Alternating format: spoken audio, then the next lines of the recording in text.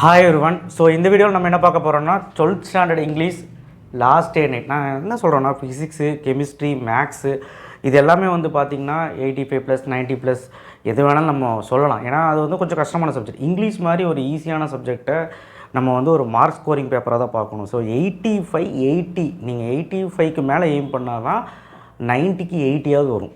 So நீங்கள் இதிலெல்லாம் வந்து ஹை ஸ்கோரிங் பண்ணால் தான் உங்களால் டோட்டல் இன்க்ரீஸ் பண்ண முடியும். அதனால தான் 85+ன்னு போட்டிருக்கேன். ஸோ கண்டிப்பாக உங்களால் முடியும்னு நினச்சி பண்ணுங்கள், கண்டிப்பாக முடியும். சில விஷயங்கள் grammar and 1 marks and error spotting, letter writing, இந்த மாதிரி சின்ன சின்ன ஏரியாவில் நீங்கள் தவறுகள் பண்ணிகிட்ருக்கீங்க. அதை மட்டும் கொஞ்சம் திருத்தினீங்கனாலே உங்களுக்கு வந்து மார்க் ஸ்கோரிங் வந்துடும். பட் ரொம்ப முக்கியமான விஷயம் வந்து பார்த்திங்கன்னா மினி மெட்டீரியல் நம்ம வந்து போஸ்ட் பண்ணியிருக்கோம் நேற்று. ஸோ அதில் நீங்கள் படிக்க முடியாத பசங்க, தமிழ் மீடியம் பசங்களாக இருப்பீங்க, அவங்களுக்கு படிக்க முடியலன்னா நீங்கள் அதில் யூஸ் பண்ணி படிச்சுக்கலாம். ஓகேவா, தாராளமாக படிக்கலாம் அதில். பட் டீட்டெயில் மட்டும் நான் வே டு சக்ஸஸ் கைடில் போட்டால் அதை கோ த்ரூ பண்ணுங்கள். அதில் வேண்டாம், மினி மெட்டீரியல் வேண்டாம், அது கண்டென்ட் பத்தாது. ஓகே, ஸோ ஓவரால் சொல்லிடுறேன். இன்றைக்கி முடிச்சிருப்பீங்கன்னு நினைக்கிறேன். ஓவரால் இன்றைக்கி தான் சில பேர் ஸ்டார்ட் பண்ணியிருப்பான், அவனுக்கு இது ஹேண்டியாக இருக்கும். பட் முடித்தவங்களுக்கு இது ஒரு செக்லிஸ்ட் மாதிரி நீங்கள் எல்லாமே பார்த்துட்டுலாம் செக் பண்ணுங்கள். நான் வந்து இங்கே வந்து உங்களுக்கு நான் சொல்கிறேன், நான் இங்கே மஞ்சள் கலரில் மார்க் பண்ணுறேன் 1 மார்க்லாம் வந்து மஞ்சள் கலரில் மார்க் பண்ணுறது எல்லாமே வந்து பார்த்திங்கன்னா உங்களுக்கு ரொம்ப முக்கியமான 1 மார்க்கு கன்ஃபார்மாக வரும். சரிங்களா, ரொம்ப வீக்காக இருக்கிறவன் 20க்கு 20 அடிக்க முடியல அப்படின்னு நினச்சி வருத்தப்பட வேண்டாம். ஏன்னா நான் சொல்லக்கூடிய சின்ன சின்ன விஷயம் பார்த்தீங்கனாலே ஒரு 16 வரைக்கும் கரெக்டாகிடலாம். ஸோ அப்படியே அது பண்ணேன். ஸோ 21 மார்க் அப்படிங்கிறது கரெக்டாகிறது ஒரு பக்கம் இருந்தாலும் ஒரு 16 என்ன வரும்னு என்னால் கரெக்டாக சொல்ல முடியும். அதை நான் சொல்கிறேன். பட் எல்லாமே நீங்கள் போர்டுக்கு எல்லாமே பார்த்தீங்கன்னா 20 தான். ஓகேவா, நல்லா பார்த்தீங்கன்னா first of all book back நீங்கள் வந்து தரவு பண்ணுங்கள். புக் பேக்கெலாம் எங்கே இருக்குன்னு தேடாதீங்க. வே டு சக்ஸஸ்லேயே அவங்க டெக்ஸ்ட் புக்கு நம்பர் அப்படின்னு சொல்லி கொடுத்துருப்போம், அதை நீங்கள் பாருங்கள். அப்புறம் வந்து பார்த்தீங்கன்னா அதிலே ப்ராக்டிஸ் கொஷின், கவர்மெண்ட் கொஷின் கொடுத்துருக்கேன். அதனால தான் அந்த கைடை நான் யூஸ் பண்ண சொல்கிறேன். ஸோ நீங்கள் அதை கோ த்ரூ பண்ணிங்கன்னா அதுலேருந்து தான் கொஷின்ஸ் வரும். ஸோ இப்போ ஃப்ரேசல் வேர்பு, ப்ரிப்போஷன் ஃப்ரேஸு இதெல்லாம் வந்து ரொம்ப கஷ்டமாக இருக்கும். இதெல்லாம் நீங்கள் வந்து ஜஸ்ட்டு புக் பேக் படிச்சிங்கனாலே போதும். அதுதான் வந்துட்டுருக்கு பப்ளிக்கில். ஸோ அதனால் நீங்கள் பெருசாக யோசிக்க வேண்டாம். Okay right. Antonyms, synonyms, way to success கைடில் க்ளோசரி. இப்போ வே டு சக்ஸஸ் கைடில் எப்படி கொடுத்துருக்காங்கன்னா கசகசன்னு கொடுக்காம ஒரு 10 கொடுத்துருக்காங்க. அதனால தான் அந்த கைடு நான் சொல்கிறேன். அதுவும் பார்த்திங்கன்னா எல்லாம் ப்ரீவியஸ் இயர் கொஷின். க்ளோசரி வந்து நீங்கள் பார்த்தீங்கன்னா தான் சினோனிம்ஸ் எப்படி கேட்டால் எழுத முடியும். ஓரளவுக்கு நீங்கள் பார்த்துருங்களேன். ப்ரோஸோடது சப்ளிமெண்ட்ரி போயம் வேண்டாம். அடுத்தது சினோனிம்ஸ் பொறுத்த வரைக்கும் நீங்கள் வே டு சக்ஸஸே யூஸ் பண்ணிக்கலாம். ஏன்னா ஆண்டனிம்ஸ் அப்படிங்கும்போது அந்த மீனிங்ஸ் எல்லாம் பார்த்துருவீங்க. சினோனிம்ஸ் இருக்காது இல்லை தனியாக, அதான் கைட்லேயே பார்த்துக்கோங்க. காம்பவுண்ட் வேர்டு அப்படிங்க நான் நேற்றே 2021 மார்க் நான் போட்டது பிடிஎஃபோட போட்டிருந்தேன். அதில் பார்த்தீங்கன்னா தெரியும் காம்பவுண்ட் வேர்டு நான் கொடுத்த மினி மெட்டீரியலில் கூட உங்களுக்கு லைனாக கொடுத்துருக்கான். ஒரு காம்பவுண்ட் வேர்டு எதெல்லாம் வரும்னு. நவுன் ப்ளஸ் நவுன்னா இதுதான் வரும், நவுன் ப்ளஸ் வேர்ப்னா இதுதான் வரும், வேர்ப் ப்ளஸ் நவுன்னா இதுதான் வரும் கொடுத்துட்டான். அதையாவது பார்த்துட்டு போங்க. இடியம்ஸ் புக் பேக் தான் வரும். கரெக்ட் பேர் ஆஃப் நவுன்ஸ் இது பாருங்கள். Nervous plus disorder, nervous disorder. Skeletal plus system, skeletal system. இதுதான் அப்படி கேட்டிருக்கான். அந்த பிளட்டட் வேர்டு தான் அப்படி கேட்டிருக்கான். ஸோ அதனால் இதுலேருந்து ஒரு கொஸ்டின் வரும், எழுதிடலாம். Preposition face book back. Noun form இதுவும் அதே தான். நவுன் ஃபார்ம் வந்து புதுசாக கேட்டிருக்காங்க. ஸோ அதை பார்த்துக்கோங்க. பொலைட் ஃபார்ம் இது ஈஸி தான். ஆனால் பொலைட் ஃபார்ம் ஒரு பிரச்சனை இருக்குது. நீங்கள் என்ன பண்ணணும்னா இப்போ ஜெயில்னு கேட்டாங்கன்னா அது வந்து ரீஹெலிபேஷன் சென்டரா அந்த மாதிரிலாம் வந்து ஒரு ஆப்ஷன் கொடுப்பாங்க, நமக்கு குழப்பம். ஸோ அது கரெக்டாக வந்து நீங்கள் அந்த பொலைட் ஃபார்மு அது நீங்கள் என்ன பண்ணணும்னா புக் பேக்கு வந்து படிச்சுக்கணும், ப்ரீவியஸ் கொஷின் பார்த்துக்கணும். இதெல்லாம் வந்து அதில் இருக்கும். அந்த வே டு சக்ஸஸில் பிடிஎஃபே கொடுத்துட்டு பாருங்கள். Prefix suffix easy. முன்னாடி போட்ட ப்ரிஃபிக்ஸு, பின்னாடி வந்த சஃபிக்ஸு. ஸோ இது நீங்கள் மேட்ச் பண்ணி கூட எழுதிக்கலாம். அமெரிக்கன் பிரிட்டிஷ் வேர்டு காலவாரி விட்டுரும், கரெக்டாக படிச்சுட்டு போ. புக் பேக்லேயும் பாரு அண்ட் ப்ரீவியஸ் இயரும் பாரு. அமெரிக்கன் பிரிட்டிஷ் வேர்டு ரொம்ப முக்கியம், பார்த்துட்டு ஒன்று கேட்பாங்க. பிளண்டட் வேர்டு ஈஸின்னு நினச்சிட்டு இருப்பேன், அதுவுமே போகிறப்போது அதையும் பார்த்துரு. ஏன்னா இது எல்லாமே ஈஸியான ஸ்கோர் பண்ணலாம். அடுத்தது கிளிப்டு வேர்டு, அன்கிளிப்டு வேர்டு அது ஈஸி. அட்வர்டைஸ்மெண்ட் ஆடு. ஸோ நீங்கள் அதையும் பார்க்கணும். நீ சும்மா எழுதிடலாம்லாம் போகக்கூடாது, அதையும் பார்க்கணும். ஓகேவா. ப்ரிப்போஷன் வந்து ப்ரிப்போஷனும் இப்போ ப்ரிப்போஷனல் ஃப்ரேஸு இதெல்லாம் வந்து எல்லோரும் தப்பாக எழுதுவீங்க. அதை நம்ம என்ன பண்ணணும், புக் பேக்கில் ஒரு 10 இருக்குது, இது பார்க்க மாட்டேன் நீங்கள். அடுத்த கரெக்டு மிஸ்பெல்ட் 224வது பேஜில் பாரு. மிஸ்பெல்ட் வேர்டு வந்து எதுன்னு கேட்குறான். அது நீ தான் கரெக்டாக மேட்ச் பண்ணி படிச்சோம். டிசென்ட்ரி, ஏஃபுல்லி இந்த மாதிரி நிறைய இருக்குது, பார்த்துக்க. ஒரு 20 இருக்குது, பார்த்தீங்கன்னா அதுலேருந்து தான் வரும். அடுத்தது அப்ரிவேஷன், ஆக்ரோனிம்ஸ். இது எது வரும்னு யாருனாலும் ப்ரெடிக்ட் பண்ண முடியாது. நீ பாட்டுக்கு புக் பேக் படிச்சுட்டு போகிற நீ வந்து எக்ஸ்ட்ராவாக அந்த வே டு சக்ஸஸில் இவ்வளோ கொடுத்துருப்பான், அதை சும்மா ஒரு கண்ணிலையாவது பார்த்துட்டு வா, ஆப்ஷன் வச்சு எழுதிடலாம். அடுத்த ஆர்டிக்கல், டிட்டர்மினர் ரெண்டுமே ஒரே கேட்டகரி தான். இந்த வருஷம் டிட்டர்மினர் தான் கேட்பாங்க, ஆர்டிக்கல் கேட்க வாய்ப்பு கம்மி தான். இப்போ நான் அண்டர்லைன் பண்ணுறேன், அதெல்லாம் ஈஸியாக இருக்கும் பாரு. அதெல்லாம் வந்து ஈஸியாக ஸ்கோர் பண்ணுறது பார்த்துக்கோங்க. இப்போ நான் இதை அண்டர்லைன் பண்ணுறதெல்லாம் உங்களால் ஈஸியாக வந்து ஸ்கோர் பண்ண முடியும். ஓகேவா. சிங்குலர் ப்ளூரல்லாம் பாருங்கள், அதெல்லாம் செம ஈஸி, அதெல்லாம் எழுதுவீங்கள்ல. அந்த கடைசி வார்த்தை மட்டும் மாறுறது. யூஎம்னா ஏ, ஐஎஸ்னா அந்த கடைசி வார்த்தை பாக்டீரியம்னா பாக்டீரியா, மேட்ரிசஸ்னா மேட்ரிக்ஸ்னா மேட்ரிக்ஸஸ், ரேடியஸ்னா ரேடியை. இந்த கடைசி வார்த்தை மாறுறது மட்டும் நம்ம கைடில் சொல்லி கொடுத்தோம் நேற்றே. ஸோ அதை நீங்கள் பார்த்துட்டு போனாலே நீங்கள் அந்த சிங்குலர் ப்ளூரல் எழுதிடலாம். அடுத்து கொஷின் டேக், அதுவுமே நம்ம கிளியராக நேற்று பார்த்துருந்தோம். கொஷின் டேக் புக் பேக் தான் கேட்பாங்க, பட் மனப்பாடம் பண்ணால் நிற்காது. ஓரளவுக்காவது நம்ம இந்த வீடியோவை பாருங்கள் போய். ஃப்ரேசல் வேவ் புக் பேக் பார்த்தா போதும். இப்போ பாருங்களேன், ஈஸியாக இருக்கிறது வந்து பார்த்திங்கன்னா இந்த மஞ்சள் கலரில் போட்டதெல்லாம் ரொம்ப வீக்காக இருக்கிறவங்க சப்பையாக எழுதிடலாம். 15 எடுத்துடலாம். ஓகேவா? டிட்டர்மினர் தான் வரும், ஆர்டிக்கல் வரக்கு வாய்ப்பு கம்மி தான். நவுன் ஃபார்ம் வந்து நீங்கள் நவுன் ஃபார்ம்னால் நிறைய பேருக்கு என்னென்னே தெரியறதில்ல. ஸோ இது வந்து எனக்கு கேட்குறதே கிடையாது, போன வருஷம் தான் கேட்டான் புதுசாக. ஸோ அதை பார்த்துக்கோங்க. ப்ரிப்போஷனல் ஃப்ரேஸு, இந்த ப்ரிப்போஷனு, அதுக்கப்புறம் ஃப்ரேசல் வேவ், இதை மட்டும் புக் பேக்கில் பார்த்துட்டிங்கன்னா அதுலேயும் 3 மார்க் எடுத்துடலாம். இடியம்ஸ் கூட நான் நேற்று கொடுத்துருந்தேன். ஓகேவா? அடுத்தது ஃபைண்ட் அப்ராப்ரியேட், இது யாருனாலையும் சொல்ல முடியாது, ஓனாக தான் கேட்பாங்க. பட் இது கேட்கக்கூடாதுன்னு வேண்டிக்கங்க. லிங்கரும் ஓனாக தான் கேட்பாங்க, சென்டென்ஸ் பேட்டர்னும் ஓனாக தான் கேட்பாங்க. சிலபிஃபிகேஷன் புக் பேக்கில் தான் வரும். சிலபிஃபிகேஷன் கண்டுபிடிச்சிடலாமே எப்படிங்கிறது ஈஸி தான். ஸோ நீங்கள் வந்து மோனோ டை, அவங்க எப்படி கேட்குறாங்கன்னா பிரித்து போடுறது கேட்குறதில்ல. அவங்க வந்து மோனோ டைன்னு கொடுத்துட்றாங்க. அது எது மோனோ எது டைன்னு கேட்குறான். நீங்கள் அப்போ எல்லாத்தையும் பிரித்து பார்த்துட்டு இருக்கணும். 4 ஆப்ஷன் கொடுப்போம், 4 ஆப்ஷனையும் பிரித்து பார்க்கணும். ஸோ ப்ராக்டிஸ் பண்ணுங்கள் அதுக்கு தகுந்த மாதிரி. ரிலேட்டிவ் ப்ரோனவுன், டபிள்யூ வந்தாலே ரிலேட்டிவ் ப்ரோனவுன், வென்னு, வாட்டு, வாசு, விச்சு. ஸோ இதெல்லாம் ஈஸி. ஹூ தான் கேட்பான். ஒரு நபரை பற்றி பேசுகிறோன்னா ஹூ அப்படிங்கிறது. வென்னுனா அந்த டைமு, காலம், அப்போ அப்படிங்கிறது. விச்சுங்கிறது எதை பற்றி பேசுகிறோம், வேறுங்கிறது அந்த பிளேஸை பற்றி பேசுகிறோம். ஸோ இது ஈஸி. ரிலேட்டிவ் ப்ரோனவுன் கேட்டால் ஈஸி. ஸோ ஓகேவா? அந்த 5 மார்க்கில் கூட கேட்பாங்க, அவ்வளோதான். அடுத்தது 21 மார்க்ஸ். நீங்கள் வந்து நீங்கள் வீடியோ வேணுன்னா அங்கே போய் பார்த்துக்கோங்க. போயம் அப்ரிசியேஷன், இதில் ரொம்ப கஷ்டப்படுறீங்க. என்ன பண்ணணும்? 4 × 2 8. அப்போ எவ்வளோ கேட்பான்? 6 கொடுத்து 4, எல்லா லெசனையும் 1 அதான் கணக்கு. அப்போ 4 லெசன் படித்தா போதும் இல்லை? ஃபஸ்ட்டு 4 லெசன் படி, ஆனால் எல்லாமே படிக்கணும். இம்பார்ட்டன்ட் கேட்டுறாது, புரியுதா? அப்படி படிச்சின்னா 4 எழுதிடலாம். ஆனால் ஒரு பிரச்சனை இருக்குது, ரைமிங் வேர்டு, அலிட்ரேஷன், அதுக்கப்புறம் வந்து பார்த்திங்கன்னா இது கேட்பாங்க, figure of speech. Figure of ஸ்பீச்னால என்னன்னு தெரியாதுன்னா ஒன்றும் பண்ண முடியாது. அதில் சிமிலி மெட்டாஃபர் மட்டும் தான் கேட்க மாட்டாங்கட்டு இல்லை. பர்சனிஃபிகேஷன் கேட்பான், ரெட்ரோட்டிக்கல் கொஸ்டின் கேட்பான், ரிப்பிட்டேஷன் ஒன்று இருக்குது அது கேட்பான், ஆனோஃபர்னு ஒன்று இருக்குது ஒன்று கேட்பான், பர்சோனிஃபிகேஷன் நிறைய இருக்குது. ஸோ அது நீங்கள் என்னென்னு தெரிஞ்சுக்கிட்டால் தான் நீங்கள் லைன்ஸ் கேட்கும்போது எழுத முடியும். ஸோ அதுவுமே நம்ம வந்து அந்த கிராமர் வீடியோவில் நம்ம கொடுத்துருவோம். ஓகேவா? ஸோ அதனால் இது வந்து நீங்கள் அடிக்கணும்னா நீங்கள் அதையும் படிச்சிருக்கணும். அப்போ தான் ஒரு 8 மார்க் அடிக்க முடியும். ஓகேவா? ஏன்னா ஒன்று வந்து கொஸ்டின் ஆன்சர் கேட்டாலும் இன்னொன்று அதுதான் கேட்பான். அடுத்து கிராமர் தான் எல்லாத்துக்கும் ஒரு 6 மார்க். ஆனால் 6 மார்க்கில் எனக்கு அடித்து சொல்ல முடியும் ஒரு 4 மார்க் ஈஸியாக அடிச்சிடலாம். 6 மார்க்கில் 6வது அந்த லாஸ்ட் 2 மார்க் வந்து அடிக்கிறதுங்கிறது ஒரு நாலேஜ் இருந்தால் தான் அடிக்க முடியும். உண்மையை நான் சொல்கிறேன். ஸோ அப்போ என்னென்னா ஆக்டிவ் வாய்ஸ் பேசிவ் வாய்ஸ் செம கஷ்டம். ஏன்னா டென்சஸ் தெரியணும். அப்போ டென்சஸ்ஸே தெரியாதவன், டென்சஸ்னால் எவ்வளோ டென்சஸ் இருக்குது நீங்கள் நினைக்கிற மாதிரி 3 டென்ஸ் 4 டென்ஸ் கிடையாது. டென்சஸ்லேயே நிறைய வெரைட்டி இருக்குது. அப்போ அது தெரியல, கடைசி நேரத்தில் படிக்க முடியல. என்ன பண்ணோம்னா புக் பேக்கில் பேஜ் நம்பர் 77 78 20 இருக்குது. அப்போ 20மே படிக்கணுமான்னு கேட்டால் 20ல் போன வருஷம் கேட்டிருப்பான், அதை மட்டும் விட்டுட்டு போன வருஷம் இந்த ஜூலையில் கேட்டது ஒரு 2-3 விட்டுட்டு அது ஒரு 18 17 வரும். அது படிச்சிருங்க, எல்லாமே ஒரே மாதிரி தான் இருக்கும். நீங்கள் அதை படிச்சிங்கனாலே அதில் 2 மார்க் எடுக்கலாம். அட்லீஸ்ட்டு உங்களுக்கு நாலேஜபிள் இல்லைன்னா என்ன ஏதுங்கிறது தெரிஞ்சு நீங்கள் படிச்சிங்கனாலும் 2 மார்க் அடிச்சிடலாம். ஓகேவா? சும்மா பார்த்துட்டு போங்க.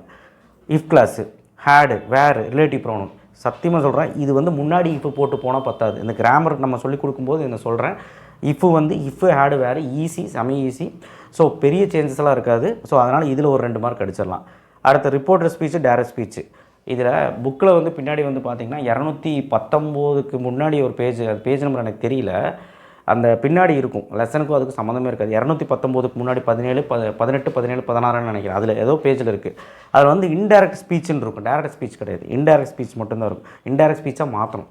அது வந்து அதுலேருந்து கொஸ்டின் கேட்குறாங்க. இப்போ 2 வருஷமாக கேட்டுருக்காங்க. ஸோ வேணும்னா உங்களுக்கு ஓகே அப்படின்னா அதுலேருந்து கேட்குறாங்கன்னா 2 வருஷமாக தான் கேட்குறாங்க. அதில் நீங்கள் ஒரு 10 கொஸ்டின் இருக்குது, அதில் பார்த்தீங்கன்னா வரலாம்.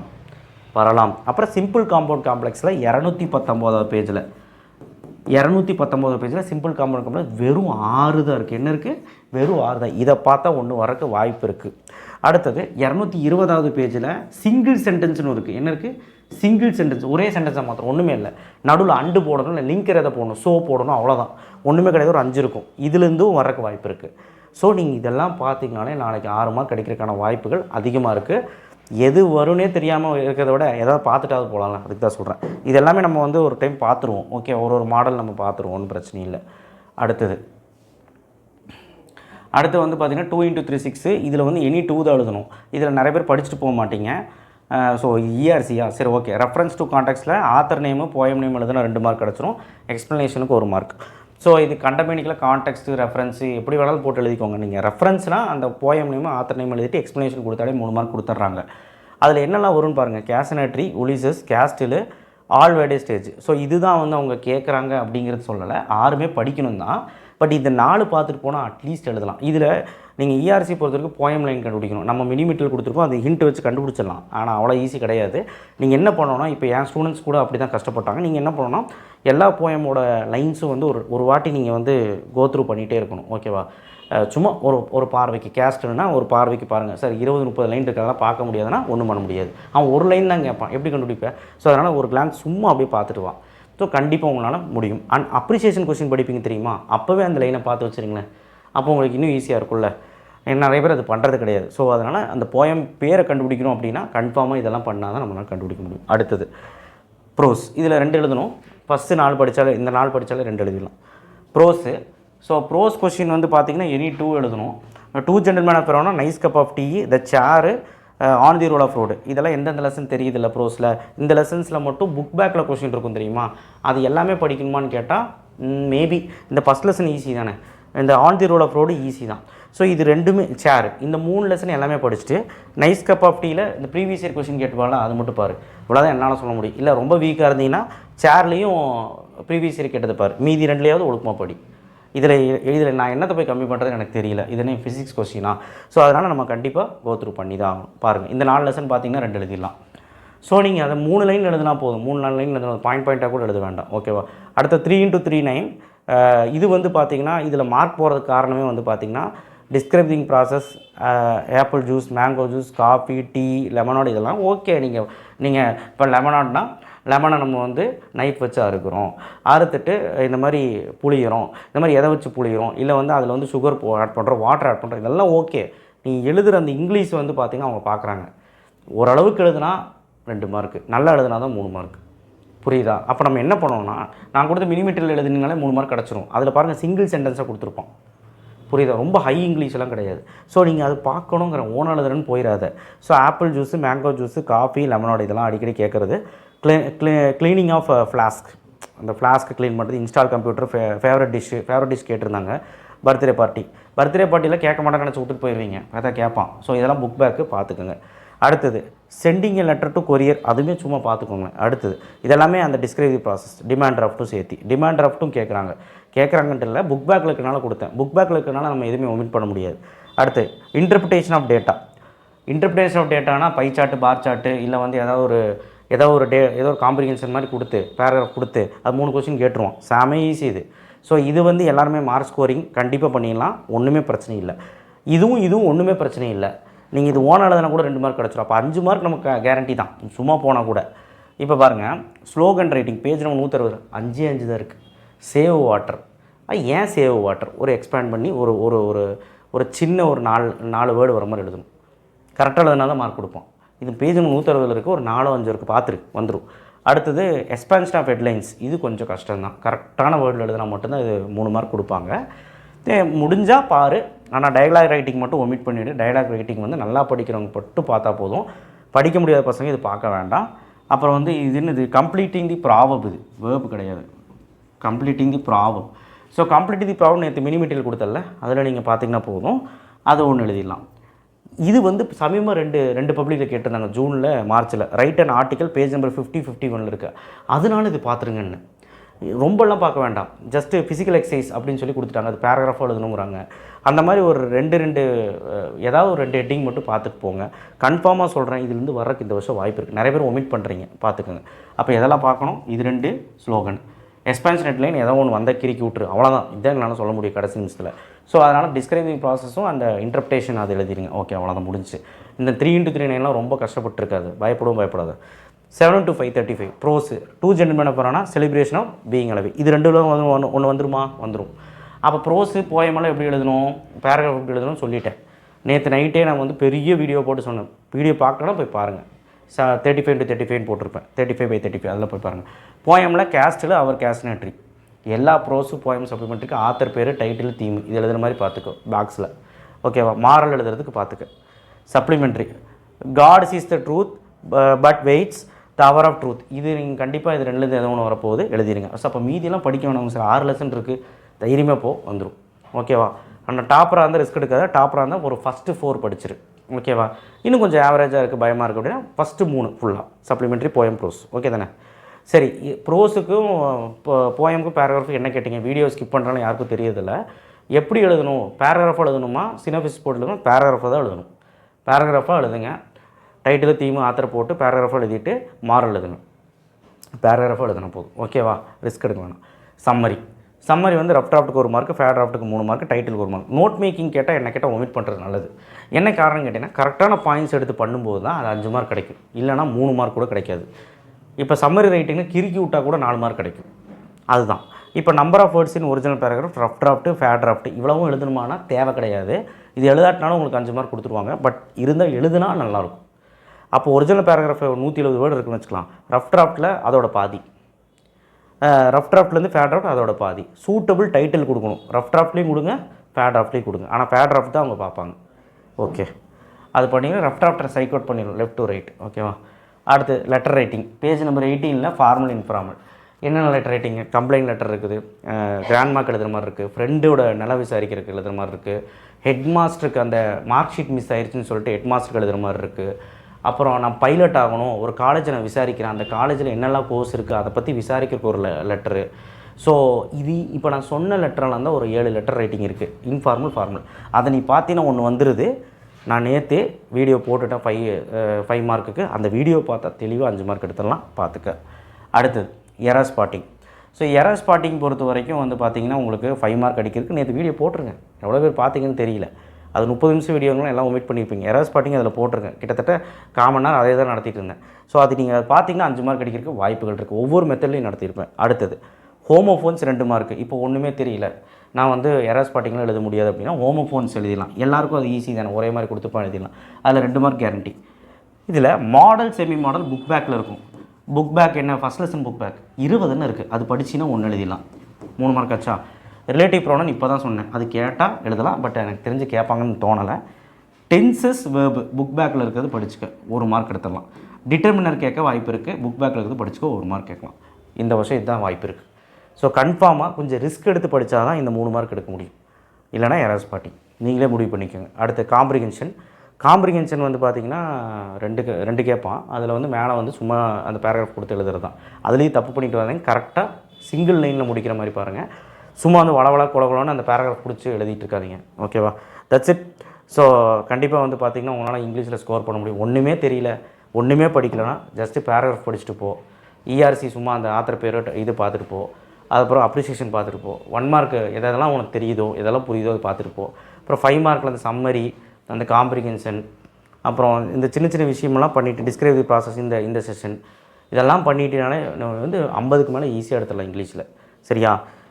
80 எடுக்கிறதும் ஈஸி தான், 50 எடுக்கிறதும் ஈஸி தான். அதனால் பயப்படாதீங்க. இங்கிலீஷெல்லாம் வந்து பார்த்திங்கன்னா ஒன்றும் பெருசாக கஷ்டமாக வராது, ரொம்ப ஈஸியாக வரப்போகுது. ஆல் தி பெஸ்ட், நல்லா எழுதுங்க. ஸோ நெக்ஸ்ட்டு அடுத்தடுத்த வீடியோக்கள் வருது. சப்போர்ட் பண்ணுங்கள், சப்ஸ்கிரைப் பண்ணுங்கள், லைக் பண்ணுங்கள். தேங்க்யூ.